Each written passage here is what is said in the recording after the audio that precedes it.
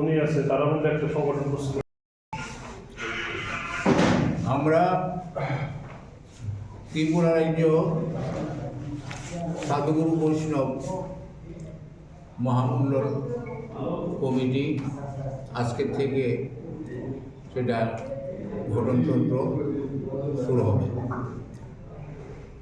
আমাদের সত্য যুগ সেইটা ছিল কুলুগুরু মত্রা, ত্রেতা যুগ ছিল, দাপর যুগ ছিল।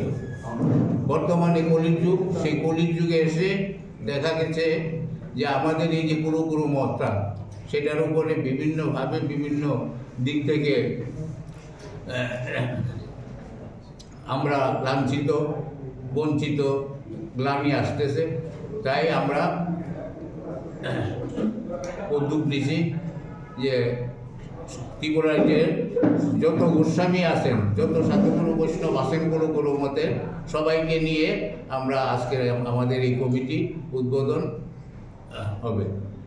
তো সেখানে আমাদের কর্মপদ্ধতি আমরা তৈরি করব আলাদাভাবে, যে এটা যাতে সারা ত্রিপুরা রাজ্যের সাধুগুরু বৈষ্ণব সবাই জানতে পারেন যে এখানে আজকে কুলগুরু মতে ত্রিপুরা রাজ্য সাধুগুরু বৈষ্ণব মহামণ্ডল কমিটি তৈরি হয়েছে, যাতে সবাই আমাদেরকে সাহায্য করেন এবং এটা সবাই যাতে গ্রহণযোগ্য বলে মনে করেন যারা এই মতের আছেন। সবার কাছে এই মতের না, শুধু আমরা সবার কাছে সাহায্য চাইতেছি, আমরা সবাইকে নিয়ে চলতে চাই। আমাদের কারোর সঙ্গে আমাদের কোনো বিরোধ নেই, যে যার ধর্ম পালন করবে যে যার মতো করে, তাতে আমাদের কোনো অসুবিধা নেই। আমাদের এটা আমরা পালন করব। তবে আমরা সর্বোচ্চ আমাদের সিদ্ধান্ত হলো আমাদের স্বধর্ম কীভাবে আমরা রক্ষা করব, সেটা নিয়ে আমরা চিন্তিত। সেই জন্য আমরা এই কমিটি গ্রহণ করার উদ্যোগ নিয়েছি। কারণ স্বধর্ম পালন করতে গিয়ে আমরা বিভিন্নভাবে বিভিন্ন জায়গাতে আমরা কী জানি বঞ্চিত হই এবং লাঞ্ছিত হই। তাই আমরা স্বধর্ম যাতে আমাদের রক্ষা করতে পারি সেই দিকে লক্ষ্য করে আমরা আজকে এই উদ্বোধনী। কতজনের সদস্য রয়েছেন কমিটি? কমিটিতে কত সদস্য রয়েছে? বর্তমানে আমরা 21 জন গোস্বামী নিয়ে আরম্ভ করেছি। আর সারা রাজ্যে কত আপনাদের মেম্বার রয়েছে? সারা রাজ্যের মেম্বার হবে প্রায় 25 লক্ষ।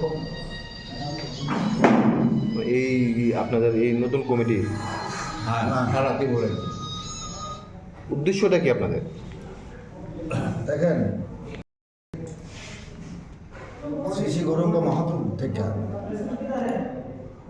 এই গৃহস্থ ধর্মটা প্রচলন, এবং তাতে নিত্যানন্দ মহাপ্রভু 2টা সংসার করেছে। ওইখান থেকে আমরা গৃহস্থ ধর্মটি হল শ্রেষ্ঠ ধর্ম। মহাপ্রভু বলছে, গৃহস্থ বৈষ্ণবের কথা শুনো হে পামর, পদ্ম পুষ্পে বাসে যেন জলের উপর।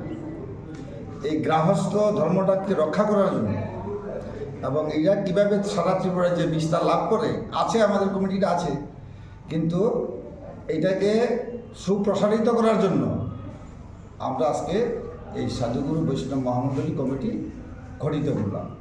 আমরা সব জায়গায়, যেমন খোয়ে আছে, তেলিয়ামুর আছে, ধর্মনগর আছে, বিলুনি আছে, সাবরুম আছে, উদয়পুর আছে, শিবাইজল আছে, আগরতলা আছে, প্রত্যেকটিকে নিয়েই আমরা সুন্দরভাবে এই কমিটিকে গঠন করার জন্যই আমাদের উদ্দেশ্য।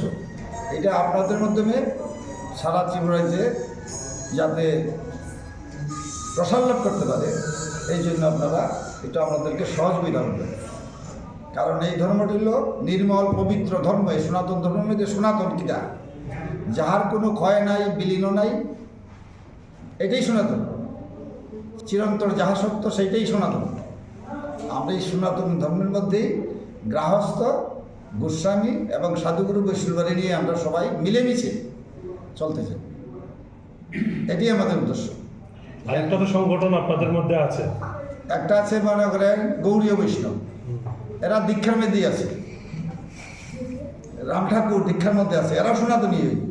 অনুকূলটুকু দীক্ষার মেধি আছে, কিন্তু আমাদের মধ্যে মহাপ্রভু সনাতন ধর্মটা প্রচার, তিনি দীক্ষার গুরু ঈশ্বরপুরী আর ওনার শিক্ষার গুরু মাধবেন্দ্রপুরী।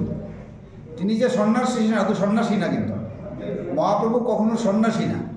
তিনি যেই কোনো একটা কারণ বিশেষত বিশেষ বিশেষ কারণ বিশেষত তিনি একটা এই পোশাকটা পরছেন। তৎকালীন সময়ে একটা বিশাল এইসব পোশাক না থাকলে মানুষের জল হইত না। তৎকালীন প্রকাশচন্দ্র সরস্বতী ছিল কাশীতে মেলা, এদেরকে, এরা মায়াবাদী সন্ন্যাসী ছিল, এদেরকে এই পথে আনার জন্যই মহাপ্রভু এই পোশাকটা ধারণ করছেন। নাইলে যেটা একটা মনে করেন যে ভেকাশ্রিত বৈষ্ণব, এদের কোনো ধর্মটর্ম নাই, এদের কোনো কিন্তু ধর্মটর্ম নাই। এরা ভ্যাগ নেয়, বাস ঠিক আছে, কিন্তু এটা আমাকে প্রভুর ভেষ আমরা মাথায় রাখি, কিন্তু তাতে আমরা সবাইকে নিয়ে চলতে চাই। আমাদের মধ্যে কিন্তু হিংসা, ঘৃণা, অহংকার এইসবগুলো যাতে না থাকে, আমরা সবাইকে নিয়ে মিলেমিশেই আমাদের এই সংগঠন। নতুন কমিটির সভাপতি সম্পাদক কে হয়েছে? এই সভাপতি হচ্ছেন এই শ্রীননী গোপাল গোস্বামী, আর সেক্রেটারি আমি শ্রী অনিল গোস্বামী। আমার সহসভাপতি আছেন নেপাল গোস্বামী, কোষাধ্যক্ষ আছেন নেপাল সরকার। আমাদের সেক্রেটারি আছে, আর 11 জন মেম্বার আছে, সহসভাপতি আছে। তারপর আমাদের একজন উপদেষ্টা কমিটির কনভেনার আছে।